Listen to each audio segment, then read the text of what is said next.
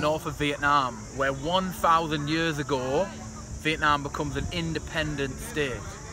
It gradually expands further southwards until around 500 years ago, the Vietnamese emperor's daughter is married in a pragmatic alliance to the son of a Cham king. The Cham at this point was still a mighty kingdom. They were a challenger for Vietnam. In exchange for the marriage, the Cham give the Vietnamese 2 areas of land, which today we call Huế City. From that point onwards, it becomes a provincial capital. It becomes a seat of power for the Win Lords, the local power holders for the centre of Vietnam, Annam province. And over the next 200 years or so, as power changes from north and south and centre of Vietnam, this remains a constant area from which to defend that family's wealth.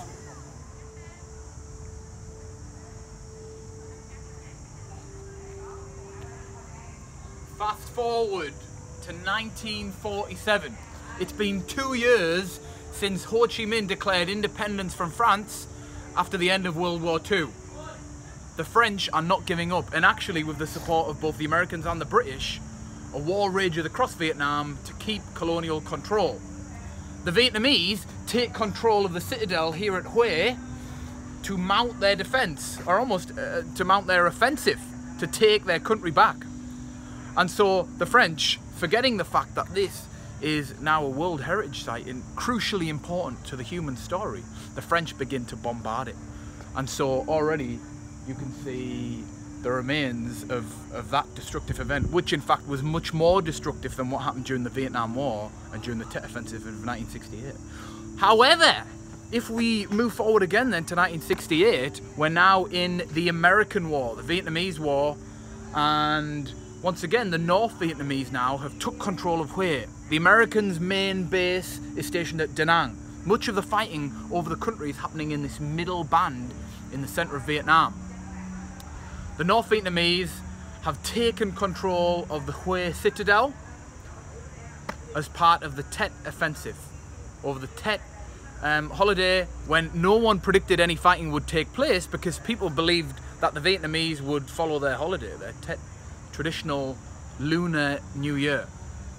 And so, the Americans hold off for a while, a few weeks.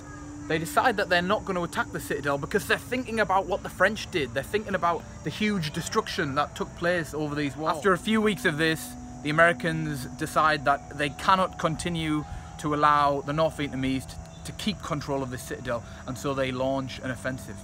And many of the bullet holes that we'll see on the walls around us are the remains of that conflict, which happened over about 4 weeks at the beginning of 1968.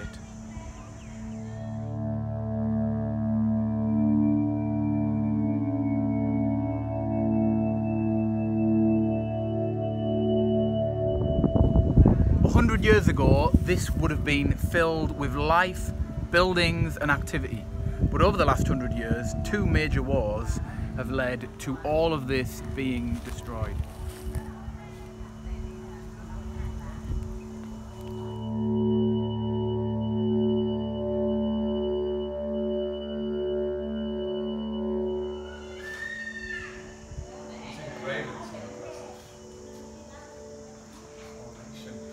You know, I could really imagine being the emperor, walking through my castle, my kingdom, all this splendor.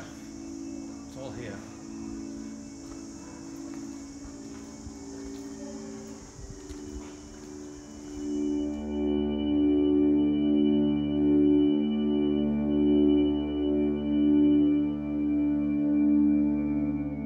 Staring back again at the bullet holes littering the side of the citadel, it was difficult not to feel conflicted.